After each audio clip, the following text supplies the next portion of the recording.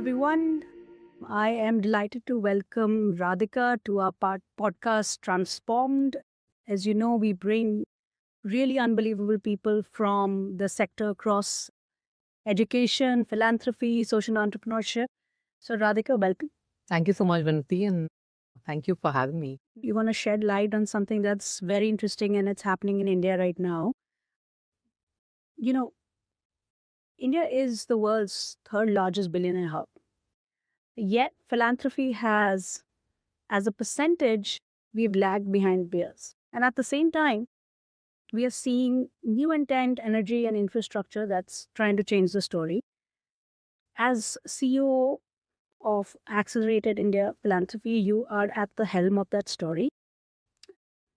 And what we're seeing is that you're driving ultra high net individuals and philanthropists to think about long term givings, which is strategic, which is system focused.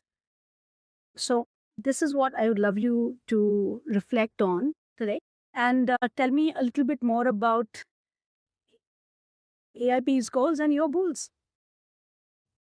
Thanks once again, Vinati. To begin with, just on AIP itself, right? It stands for Accelerate Indian Philanthropy, and really the mission is to build a vibrant personal philanthropic movement and community in the country. And how the team is always looking at, how can we inspire, influence, inform many more wealth creators to give more, to give sooner, and to give better. AIP is now this year going to be completing 5 years, as am I with the organization. I moved from the consulting world to this part of the world when I joined AIP. So, yeah, in terms of, so I think my personal journey and the way that AIP will have kind of congregated or converged, it's been an extremely enriching experience for me personally. It was a huge learning curve because moving from the international tax consulting world to this world, and I'm still a learner. I continue to learn every day. But yeah, it's been fulfilling, and now we've grown to from the day one when we first set up AIP to now, it's a 13-member team, largely based out of Delhi, but also in Mumbai and in Bangalore, with colleagues over there building the network of philanthropists in those respective regions. That's fantastic. So, you had a career in tax, which was telling people how to save all their money in creative ways. And now you have a career convincing probably a lot of people on how to give it away. Yeah, that's sometimes, in a lighter way in saying that, in my earlier avatar, I was helping people make more money by helping them save taxes. And now, hopefully, helping them or supporting them give it away in a purposeful way. Yeah. Full circle. Radhika, let me just frame the difficult question first, right? India has very complex, large social economic problems. Our government spends a decent amount on the social sector. That amount has grown, but clearly there has been a need for civil society, philanthropists, foundations to come in. Statistics also show that Indian philanthropists, high net individuals, have actually lagged behind global peers. You've been here 5 years. What's your understanding of why we've lagged a little bit? It's a mix of factors. If I, was to look at it in two baskets, right? The motivational or the cultural barriers, and then there, of course, the structural barriers. It's also to do with, the socio-economic phase that we as a country are, undergoing. If you look at the motivational and cultural side of it, it's, first, it's to do with, first you have to be financially secure yourself. You then, want to make your next generation secure. When you look at people who are wealth inheritors, and wealth passing down generations, there's also, I think culturally this concept of saying you've inherited wealth, so you, obligated to pass it on. it's also for a lot of entrepreneurial, wealth creators. It's, they're also doing it by just reinvesting in businesses, investing in startups and the whole, entrepreneurial ecosystem. So there's that a bit of it. And then when you look at the structural side, it's just the ecosystem, availability of enough information about the good work that good, credible implementing organizations are doing, just having trusted intermediaries, just having trusted learning spaces, where this cohort can interact with each other and really safe learning spaces without always being pitched to for funding, which is really, the gap that AIP is trying to bridge.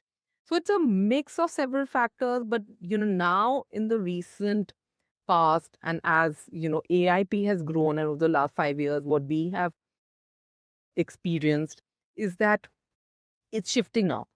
Of course, with the huge wealth creation that's happening, plus the inspiration and the desire to do it. I mean, that's converging now. So that shift is definitely there, especially, and because we did this report, a joint report with BCG about 2 years ago. It was called Wealth at Purpose, where we interviewed 100 individuals, from diverse sources of wealth, from different cities, different age groups, etc. And two, three things stood out. One is that people are thinking about giving back purposefully much earlier. People are wanting to do it in a more concerted, systematic way. Mhm.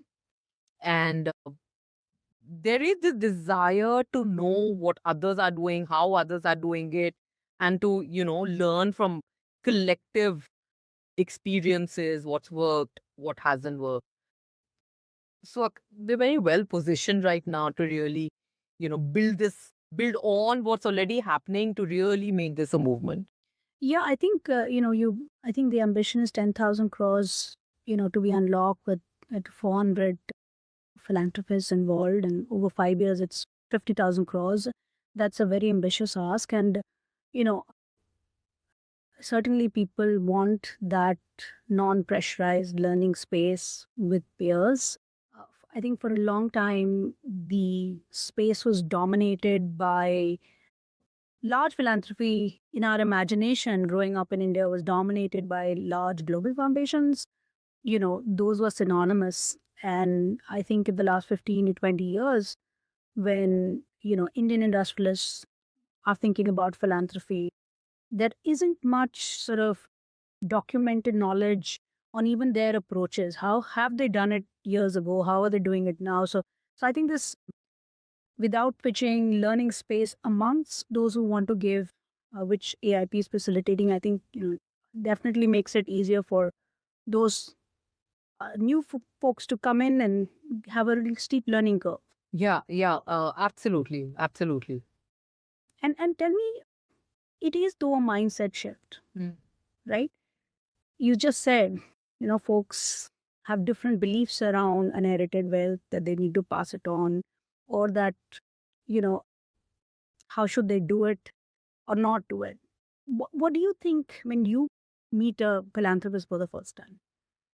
What what kind of psychological shifts do you see happening as you try to, say, bring them into the AIP network?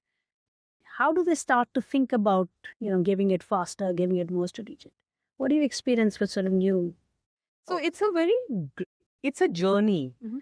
I mean, philanthropy, it's a lifelong thing. You start, so from initiation to, a little bit of experimentation, and then, commitment, and then, the fulfillment. So it's a journey, and it takes time. It's also very iterative. So what we as an organization try to do is really, based on where an individual is at and what is their personal motivation, what are the areas that they want to focus on.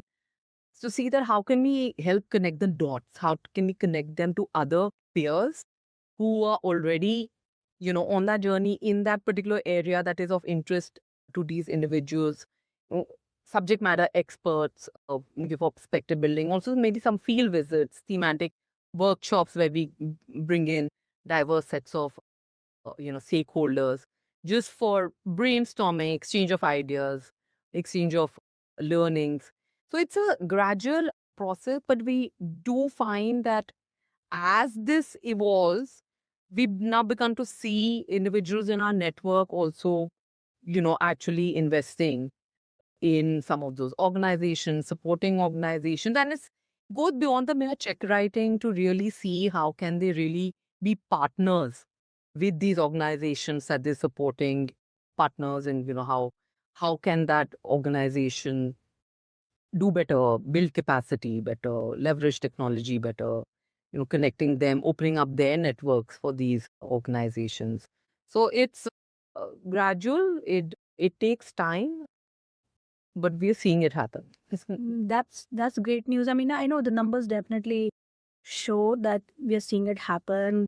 Just the fact that big consulting firms are, creating private equity reports as well as philanthropy reports is a signal that was never really created over here as knowledge partners. So I think, what I'm also curious, you've seen lots of these folks come in and begin to learn about giving more sooner and better, as you say. What are you seeing as one or two areas where there was an initial interest, but there's a lot more interest, particularly with capacity building of organizations that are actually in the forefront on doing the work? In our time, for example, I have at least an education background in development sector. Usually philanthropists would shy away from funding administrative costs or, organization development costs and say, okay, we'll fund the program costs. Where are you seeing, are you seeing more openness for funding actual organizational strengthening? It is. And, it's interesting. It's just bringing to mind recent discussion that I was, had the fortune of hearing. You were, in fact, Vinati, you were also there at the ILSS Yeah. Farsi, right? Listening to Rati Forbes and what stood out for me is, Rati, when she mentioned that when they're looking at supporting organizations and part of their grant, I think she mentioned figures like, 5% and 10%, or 10% for, just capacity building in those organizations, maybe, just technology and adoption of technology. And interestingly, like 5% just for mental well-being of individuals working in that organization. So I think these are the kind of shifts. One is seeing where individuals are now thoughtfully allocating some part of their grant support for in very deliberate way to see how can you actually utilize and leverage your resources for more sustainable organizations. Radhika, the other thing is this idea, what I've been hearing on, collaborative philanthropy. Who one is there's this sort of trust towards intermediary organizations or implementing NGOs and civil society. The other, you said, part of bringing people together who may have interest in the same themes, climate, mental health, education, agri-tech. These are very large philanthropists. Sometimes they even compete in the same business spheres. How do you bring folks together to collaborate their sort of resources? They're all big check sizes, but somebody has to sort of organize. How does that work? I mean, I think now there's some excellent examples of collective philanthropy, right? I mean, began with in the higher education space. It was, ISB first, and then Ashoka University's just taken it to a completely different level. 4,000 plus crores of philanthropic resources raised over the institute's 10-year journey so far. I think people are now they're seeing what you can unlock by pooling in resources and doing it, because no one individual can do it all together. No one individual brings all the, all that's required in terms of skill sets, experience, etc., to do ambitious things like building institutions, really systemic change, etc. So it's beginning to happen. And more and more people are wanting to, do this. Institutes like Ashoka University, of course, have got, maybe 250 plus founders now, but there are others who do it, just three, four people getting together doing it. I mean, IMHA is also a great example of, some of the one network Vasvi Barasram putting together really an alliance of organizations, philanthropists, stakeholders who are interested in the mental health space doing this. So increasingly, this is happening, and also at least as far as pooling in learnings and experiences are concerned, that is something that's for sure we are seeing a lot more of. So it looked like, there's the lack of visibility into lots of good work that's happening is one part of it, and then convening to share learnings is another part of it. The third part I'm always very interested in is the relationship between what the largest philanthropists are thinking about and government. And I know you can't speak on any particular philanthropist's relationship with government, but you know, typically large, even global foundations have said that we have to work closely with government. What is the Indian philanthropist thinking? How do they engage with government? Even for, I mean, they have a relationship with government for their businesses, etc., and where there's regulatory influence or not, or but in terms of their philanthropy, how are you seeing them navigate government? Again, coming back to, the Wealth with Purpose report, where we had identified, come up with, six archetypes of philanthropists. And the one of them is the rainmakers, we are classified. And, these are individuals who are really, I mean, for them now, philanthropy is their main identity. They've been doing it for, over a decade, and some of them much longer than that. And this set of individuals, they actually look at, that the biggest leverage that their resources can make, the play in the systems change, really moving the needle. And given that, in a country like ours, anything at scale, population scale level requires the government to do it. So the best way, or what philanthropy can really play a role in, is to pilot those, proofs of concept, models that work, building evidence that will, inform public policy. And if you see, like AIP's core founders, that's the Convergence Foundation, Ashish and Manisha Davano, A.T. Chandra Foundation, Amitana Chandra, Rohini Nilekani, through Rohini Nilekani Philanthropies, they're all really looking at those ways, that how do you plug into, how can you actually partner with government to optimize delivery of public services, and how do you optimize the government's social sector spend across areas. So that's certainly happening now. And it's also a journey, right? I mean, as people start to do it, they realize that, yeah, while, just alleviation of immediate relief, etc., that's one part of it.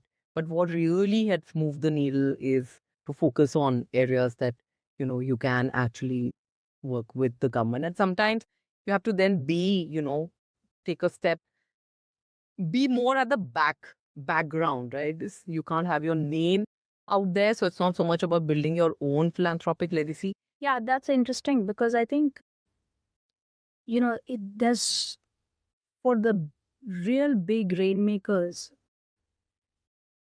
it's unavoidable if they have the ambition to drive systems change, to work closely with government. And sometimes that doesn't come with taking credit. I mean, that's, I think even in their businesses, they know it's best to give government credit. And it's a generational story. Like, I mean, you're referring to Ashoka. It takes nearly 25 years to build any institution of caliber, particularly one that is talking about research. So I think it's interesting to see that some of the rainmakers are also okay with A, collaboration with others, and B, letting government, you know, take the credit for what they're trying to do. And I just want to sort of speak on the archetypes. I would love to hear those archetypes. You describe those. So then the rainmaker. Yeah. So that the rainmaker, then if you look at, I'm starting from the early stage of the spectrum, it's the inspiration seeker, right? Maybe then these are individuals who've maybe not yet come into that big wealth liquidity event, or some of them probably just have and just still focused on, business priorities, just getting comfortable with, you know, the wealth, etc. So they're probably just doing like a, spray and pray kind of an approach. Have started cut account checks wherever there's, on a reactive basis, someone asks for support and they do it, but not really in right earnest begun their giving journey. The emerging givers who, started form their point of view, perspective on, the areas that they want to, double down in. So, that's one category. And then you have the cause champions who always, firmly backing a particular, or the number of individuals, right? I mean, Sanjeev Saraf is one that comes to mind from our network who's set up the Foundation, really passionate about Urdu literature and gone on to build the world's largest online archive of Urdu literature. Or it could also be just geographically, where you come from, individuals from Bihar, a couple of them that we know that who really backing down and, wanting to support grassroots level development work in Bihar. So, these are the cause champions and the core givers who really the backbone of, a lot of the support that they give to organizations, been doing it for multiple years. Also more thoughtful way where they're beginning to, you know, not so much question, what is the administrative cost and what is that percentage, etc. But really seeing, how can you build organizations and help them scale, help them grow, help them expand. Then we have the strategic enablers who give more of their time and talent. And largely, let's say corporate professionals could be where, they bring in the brain and the strategy part of it. So they also check right, but for them, I think it's, more of the time, talent, and giving of themselves, the involvement with the organizations. And then, of course, you have the rainmaker. So, these were the 6 archetypes that we evolved as we spoke to, these 100 individuals, and we identified that, how are there common themes that are emerging, and we landed on these 6 archetypes. Any theme that runs across all 6, that initial story, that initial thought that says I need to do more, I need to do it faster, I need to give. It's, for a lot of them, it's just a personal value system. We heard that as a, like refrain, it comes from having, what they saw growing up, from their parents, their families. It's just, always like a bit of a personal trigger. Either it's a personal experience that someone has gone through, or just the personal value system that makes you want to, do this. Yeah, it's fascinating. And I think also coming back to rainmakers, I think I've been blown away by, I mean, they're giving large amounts of, their pledges, but they're also, they actually have the ambition to go and raise global funds to match their philanthropy. This is very unique. I mean, these are very large industrialists here, and then, they've taken a cause and they're going to raise global funds too. So it's actually, they're deploying capital and they're hoping other pools of capital exist out of India. So I think that ambition is very fascinating to watch, because it takes a lot of time and effort from their businesses and what they're doing, where they are in their stage. Take me a little bit more, Radhika, through what happens when a typical HNI first comes to AIE, or how does the matching process, the conversation process, if somebody just has capital and says, look, I'm not even clear on where I want to give, what I want to do, how do you engage? How do you reach out? How do you convene? You're 400 people already. I mean, how did you identify, reach out? So the thing with AIP is at the, first and foremost, it's a pure network. It's really a platform or network set up by philanthropists or for philanthropists. So the team really is, I mean, I would say it's almost like the secretariat that provides the support bandwidth to, just keep things moving along and to do it. But really, the inspiration comes from, the set of individuals themselves. Our network is now, almost 60 members, including our founders and core founders. So about 60 founders. And of course, in terms of members, more than 200 people. So a lot of it comes from these individuals themselves. And what we find is that it, they have very definitive points of view on the area that they want to engage with or engage in or support. So the starting point really is always that. And given that, it's a peer network, we always try to see that, who is it within your network whom we can connect with who's already. So someone is interested in mental health or in art and culture, who are the others in our network who are already doing projects in or work in that space. And, so that's how the connections happen, the convenings, and perhaps even, thematic workshops. And then, of course, it's also the connections to organizations who are doing the work, maybe some subject matter experts doing it, some field visits. And it pans out then, right? That's how it evolves. And that's how they will then finally land at, what is it that they would like to do.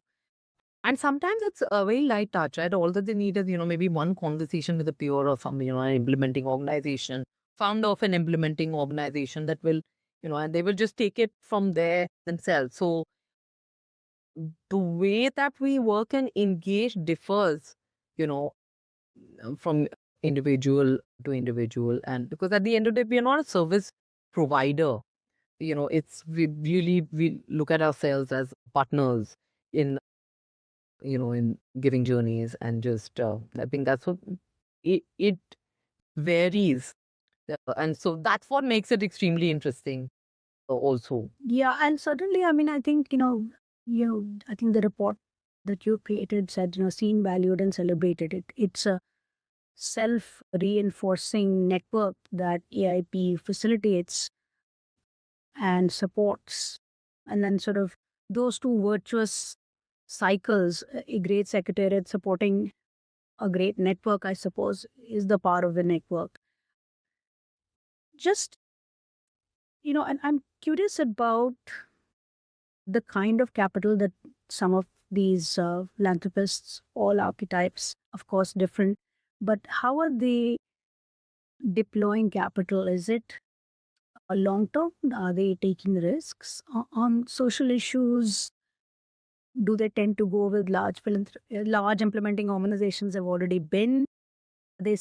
Are they really innovating with some of this capital? Are they how are you seeing it? The risk appetite of some of on innovative problems? Yeah, that's a great question. And given that a lot of the wealth creation is happening, with entrepreneurs, inherently, they they've made their wealth because they've taken risks in the businesses that they've built. And some of them actually, that's what appeals to them, that, taking those early stage bets, even on social entrepreneurs. Uh, it's very difficult to, generalize and say that that works with everyone. I think it's different for individuals. We're also seeing, people perhaps adopting like a portfolio approach, which everyone understands that you adopt the same for your financial and wealth management portfolio, and even for your philanthropic portfolio, you could do that. That in whichever area of interest is, if it's education, for you, that you part of your portfolio you actually allocate to organizations who are working in a systemic level. Part of it you allocate to actually just maybe organizations that, even whether it's running a school or for supporting girls education or STEM education, etc. So, this portfolio approach is something that we are finding that resonates also with folks as they, think about how they want to give shape to their giving journeys. Yeah, I suppose that's a good way to get learnings from, different approaches and then take, like you said, in their giving journey. The initial years could be portfolio, there's some learnings along that way, and then they can focus and drive. Radhika, you're sitting at the helm of this organization in 2026 as COO. What's your vision? I mean, that's a big vision to unlock 50,000 crores over the next 5 years. What's your vision? What do you see happening? The network growing, more capital be deployed? Yeah, so we about 7 months back, we've launched the Accelerate India pledge. The idea really is, that it's a commitment device, and how can we make use that to really build a philanthropic movement in the country. Of course, globally, when you look at examples like, the Giving Pledge and there's the Founders Pledge, but the way that we've, looked at the Accelerate India Pledge is really that, we don't need to look to the West or, to the global North for inspiration. India has a really rich history and tradition of giving, going back centuries and generations, right? So this is something that, we've tried to see how can we embed it in the Indian context. So the Accelerate India Pledge really is about, how do we get more of the emerging givers to start their giving journeys sooner rather than later. So we're saying, it's 5% that you commit 5% of your wealth or net worth or shareholding, whatever, you would like to link it to over your lifetime. But also, to nudge people to actually start, the journey. There's also that, of which 50 crores you invest over the next 10 years, the time that you commit. Like. So since we, launched this pledge about now, I would say about 7 months, we've got now 17 individuals who've already committed to it, and our whole 17 live. Yeah. And our goal really is that, the next by 2030, build this into a community of 300 individuals. And so, yeah, it, effectively then we're looking at locking 15,000 crores, because the 50 crores Yeah, sure. for the next 10 years. Yeah. Yeah. No, that's ambitious, and I am, I think that there's two virtuous cycles or systems. Your talented secretariat and the initial founders of the network together will certainly unlock that. Um, and before, we've spoken a lot in themes and in archetypes and in sort of general trends. Tell me your best story, like if without taking any names, how did somebody identify an issue or was, dabbling in it, had a small investment, but took it more strategic? Which area was in it and what were the steps that they took? I think you're mentioning a skilling someone in the report, but any thoughts on a great example that will crystallize what you're saying? Like you said, without naming names, I could, one story that comes to mind is this individual who had, an identified kind of a philanthropic purpose. Area of interest was education or girls. Again, it was, very iterative process, over 6 months, started with, of course, interest in girls' education. And then, as we had a conversation, merged that, realized that the, you know, biggest way that his resources could help move the needle is looking at, organizations who are doing it in a very systemic way. So that also meant that some of these organizations weren't obviously just focused on girls' education, but really school education. So, as the conversation happened, not just with us, but to organizations that we introduced him to, the founders of these organizations, the conviction that set in that, yeah, let's uh, double down on organizations that are really moving the needle in school education. And then also then combining it, almost like portfolio approach, that's one set of it. So, the majority of us going there, but also looking at, some organizations that are doing it in areas where just to make education accessible, backward regions, tribal areas of Madhya Pradesh, in Jharkhand. some organizations that are, using interesting levers like sports to advance the cause of education. So yeah, that's how, his portfolio kind of evolved over a period of 6 months from that initial, interest area of uh, education for girls who, for a more concerted focus on systemic change in school education, and, finally landing at a portfolio approach, combining a bit of, both. Yeah. No, that's great because one of the things, um, for as a social entrepreneur in the well-being space, one of the things that I worry about sometimes is recreation of wheels, particularly when new philanthropic capital becomes available. So I think again, ARP's role in the education, in identification, in the discovery of other organizations um, that have been in communities for 10 to 15 years and could really scale. And even if some of the rainmakers see some of these, that matching becomes so powerful because sometimes it's just recreation of certain issues. I mean, of course, innovation can come from somebody coming into this the first time and cracking the code in how to deliver clean water in a slum. But still, um, Radhika, most of our listeners, and I just want to bring the conversation together. Most of our listeners are not billionaires. They're definitely, probably not even in the six archetypes.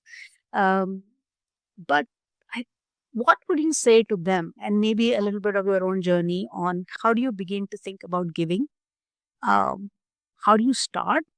It's not about how much, but what would you what would you tell to even a young person, uh, maybe in their mid-20s, who has a first corporate job? What would you say? If I look at my own journey, right, I came into, the development sector with AIP. I was in the consulting world. I'm a chartered accountant, and I spent close to 20 years with in the big four accounting world. Start off my career at EY, then, PwC, there for 11 years, and then at Grant Thornton.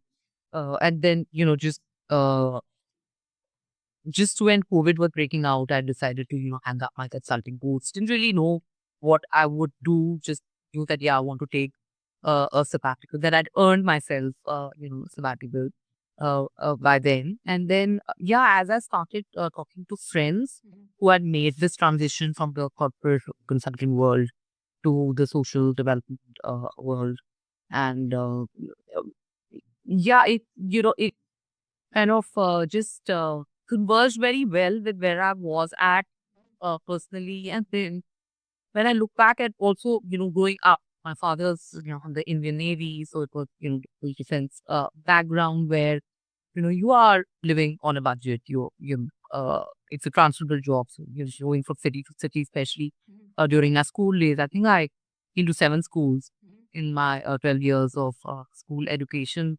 So yeah, it's for me personally, just seeing the value of kindness and just seeing what you can do.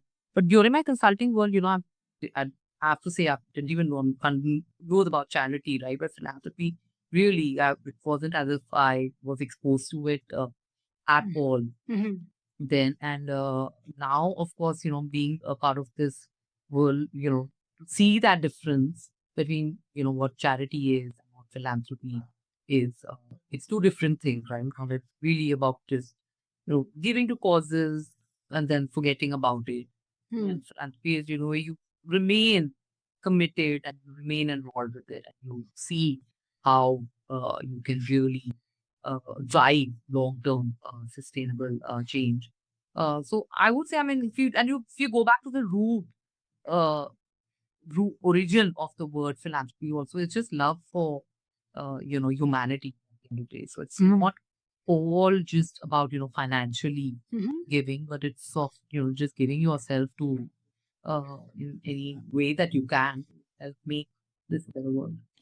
No, that's beautifully put. In fact, in the you in previous comment you said that we do not definitely need to look either to the global north or to a large big billionaire. I think probably the answer is somewhere in our, our humanity. Can we look beyond the self, and can we look um, at sort of even in a contemplative way? I mean, I think, in the opening plenary, I think Mr. Piramal and Amit Chandra were talking about the Seva Bhav, where there were some interesting comments around even not using, so think about this as a opportunity to serve, right? Rather than I'm saving someone. I thought that was fascinating. There's someone else from Goonj and someone from Cry. I'm not going to name these leaders, but I think for me, it was an eye opening because they talked about how, a lot of us get constituted in order to serve. Uh, we are not solution providers and there's no beneficiary, but it's something that we do with the hope to just be more human, I think. So it's been a fascinating conversation. I mean, I have lots more questions, but I'll leave that for another time. I wish you good luck with, taking that 17 number up and getting to the 15,000 crores. I think it's a fantastic organization. Like I said, the flywheel between the secretariat and the talent that you have there working with you and the individuals network. I think we're going to have another conversation in a few years from now, and you would have said those numbers were met. Yeah. Thank you. Very nice talking to you as well. Thank you.